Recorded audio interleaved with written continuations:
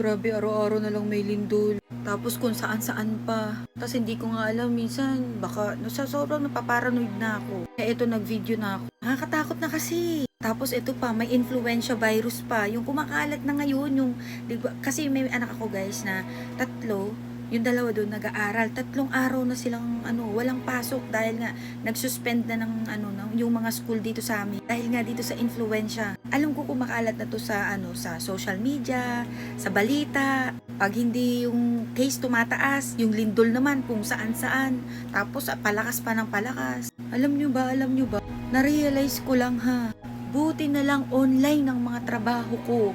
Work from home. Pwede rin naman yung work ko outdoor, pwede rin naman indoor. Pero mas madalas, nasa bahay talaga ako. Kasi on-hand mommy tayo sa 3 kids. Dahil sa lindol na to, dahil sa kung ano-ano na lang na kumakalat ngayon na kalat na talaga siya, as in hindi lang kumakalat-kalat na talaga yung influensya. At yung lindol talagang pinaka nakakatakot kasi wala to eh.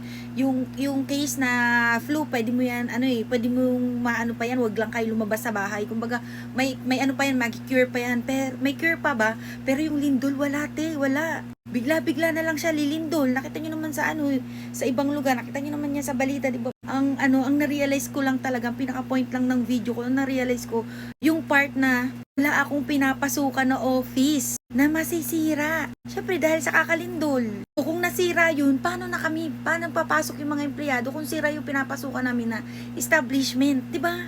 Tapos ito pa. Paano kung yung establishment is, yung, alam mo yung tipong babagsakan ka pa, yung mababagsakan ka ng mga debris, mga kung ano-anong babagsak kasi nga nagkakalindulan na, ganun. Tipong kailangan mong lumikas. Siyempre, kung doon ka nga pumapasok, doon sa establishment or kung nasa labas ka, ganun. Kaya buti na lang, nasa bahay ako, kung ano man ang mangyari dyan sa labas, magkalindol-lindol man dyan or whatsoever, buti na lang talaga, nasa bahay ako.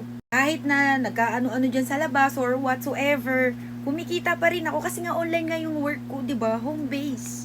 Kaya dito ko na-appreciate yung work ko talaga. Doon ko naisip, paano na lang kung wala akong backup na work at hindi ako nag-work ng online? Paano na lang din kung isa ako doon sa nagtatrabaho sa mga ganun tas nalindol?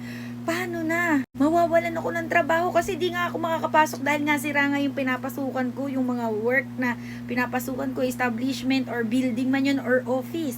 Buti na lang may backup ako lagi na work. Kasi alam niyo naman, kung followers ko kayo dito sa lahat ng social media ko, hindi lang isa yung work ko.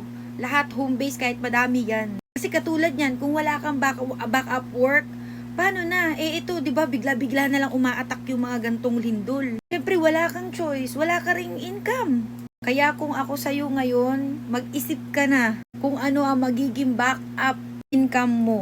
Huwag mo nang antayin na may mangyari bago ka kumilos. Kaya as usual, kung gusto mo malaman, hanapin mo lang yung FB ko, tuturuan kita. Meta verified yan guys ha. Dahil sa panahon ngayon, work at home lang ang malakas, work online lang ang malakas. Hindi ko to sinasabi dahil dito ako nagwo-work sa nangyayari ngayon sa mundo. Kaya good luck, mag-ingat tayong lahat.